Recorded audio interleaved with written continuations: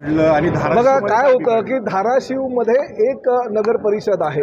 आमचे प्रभारी जे आहे ज्यांना आमच्या पक्षाच्या वतीनं राजन साळवी माजी आमदार ह्या धाराशिव जिल्ह्याचे प्रभारी आहेत आणि प्रामुख्यानं 6 नगर परिषदा येतात। धाराशिव नगर परिषदेमध्ये आमची युती झाली होती। भारतीय जनता पक्षानं 8 जागा आणि काही उपनगराध्यक्षपद आणि काही गोष्टी देण्याचं आम्हाला मान्य केलं होतं, परंतु काही तांत्रिक गोष्टींमुळे काही गोष्टींची पूर्तता होऊ शकली नाही। ही वस्तुस्थिती जरी असेल तरी कळंब नगर परिषद आमचं त्या ठिकाणी युती झालेली आहे। नळदुर्ग नगर परिषद आमची त्या ठिकाणी युती झाली आहे। म्हणजे धाराशिव नगर परिषद म्हणजे जिल्हा नव्हे, कारण काय होतं की वृत्तपत्रांच्या किंवा काही वाहिन्यांच्या माध्यमातून धाराशिवमध्ये युती तुटली, म्हणजे 6 ठिकाणी युती तुटलेली नाही, काही ठिकाणी युती झालेली आहे, काही ठिकाणी अडकलेली आहे। परंतु त्यावर आज माननीय मुख्यमंत्री सुद्धा धाराशिवमध्ये आहेत। मी त्यांच्याशी आज सोलापूरला चर्चा करणार आहे। उद्या आमचे उपमुख्यमंत्री सोलापूरच्या दौऱ्यावर आहेत, त्यांच्याशी चर्चा करून आम्ही योग्य तो सकारात्मक निर्णय युतीबाबत घेऊ।